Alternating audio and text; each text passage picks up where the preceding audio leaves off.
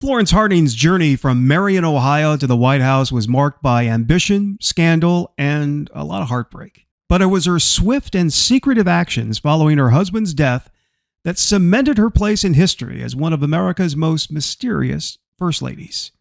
That story in a moment, but first, welcome to History, where we bring you profound, historic, and timeless tales of courage, mystery, and resilience. Twice a week, we explore the moments and figures that shaped history.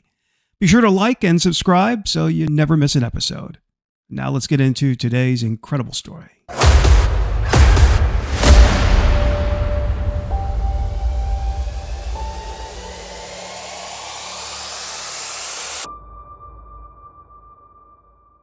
Florence Harding stood by the grand windows of the White House in the spring of 1923, gazing out at the sprawling lawn. The sun was setting, casting very long shadows over the manicured gardens, and she could see the early evening lights of Washington, D.C. beginning to twinkle in the distance. It has certainly been a long journey from Marion, Ohio, to the seat of power, one marked by triumph, scandals, and deep personal sorrow. Her husband, Warren G. Harding, had risen to the presidency during a time of national exhaustion. After the horrors of World War I and the upheaval of the Progressive Era, Americans were desperate for stability and a return to simpler times. Warren promised exactly that with his campaign slogan, "Return to Normalcy." His easygoing personality and commanding voice made him a natural for the role. People felt they could trust him to restore balance, and in the election of 1920, Warren won by an unprecedented landslide, capturing 60% of the popular vote and 37 of the 48 states. It was the largest margin of victory in a presidential election up to that point, reflecting the public's yearning for his calming leadership. Florence, known to her friends and close acquaintances as the Duchess, was not just a supportive wife, but a formidable force in her own right.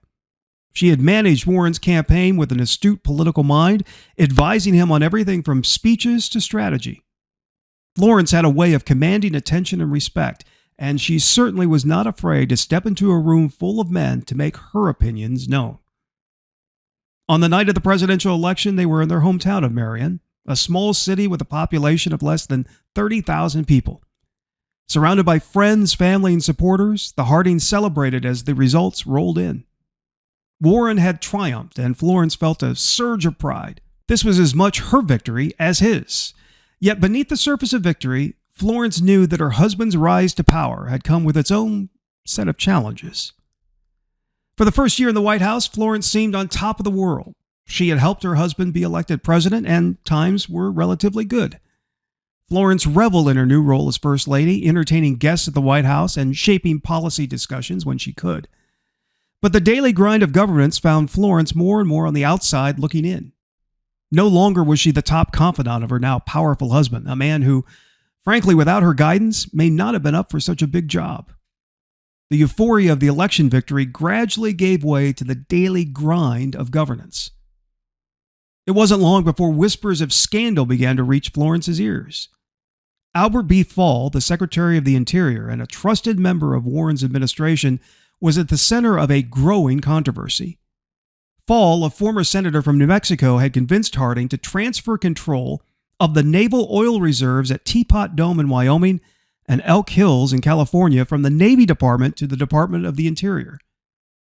Then, once he had control, Fall secretly leased these oil reserves to private oil companies, Mammoth Oil and Pan American Petroleum, and he did it without competitive bidding.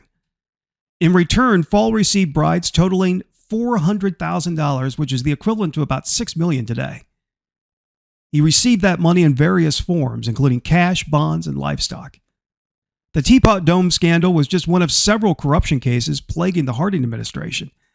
Attorney General Harry Doherty was convicted in several scandals, including the improper handling of assets seized during Prohibition and accepting bribes.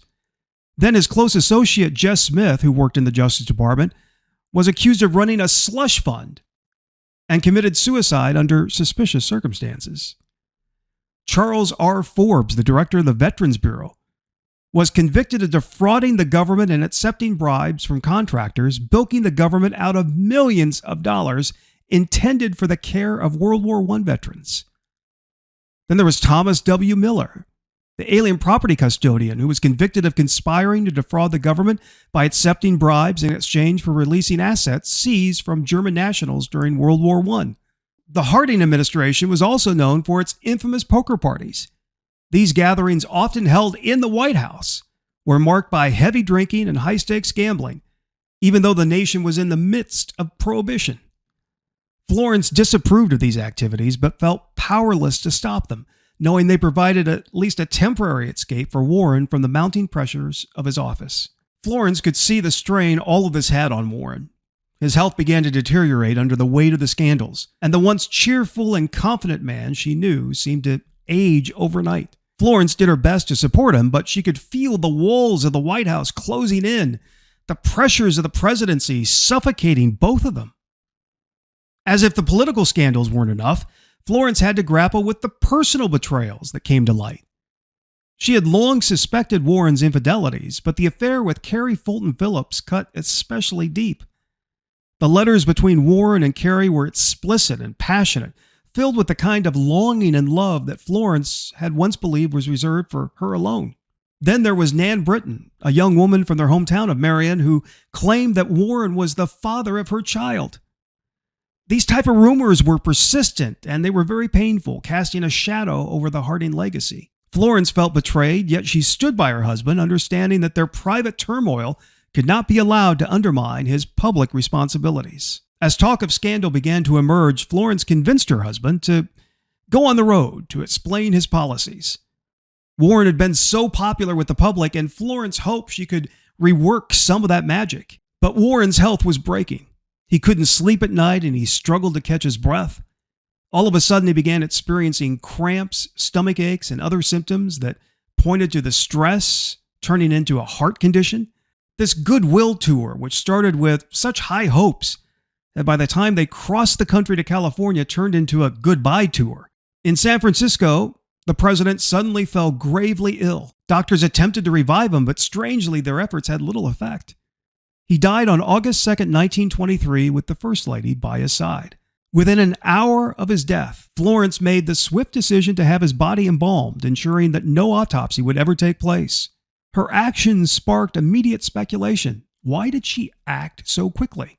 The decision fueled rumors that Florence had poisoned her husband in a fit of rage over his infidelities.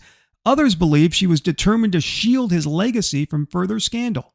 "They can't hurt him now," she was overheard saying after her husband's death. Florence later burned many of his private papers, erasing details of their life together and adding to the air of mystery. She claimed it was to protect Warren's legacy, but her secrecy only deepened public curiosity and suspicion. After returning to the White House, Florence refused to immediately leave, even as the new president, Calvin Coolidge, and his wife moved in.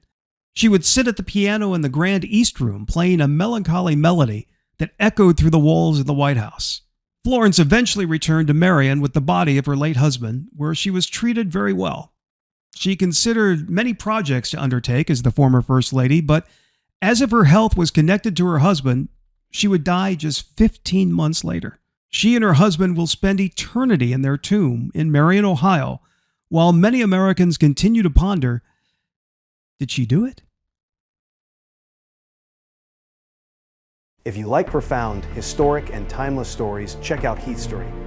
New episodes twice weekly only on the Jim Heath channel. Subscribe and like now, and we'll see you next time.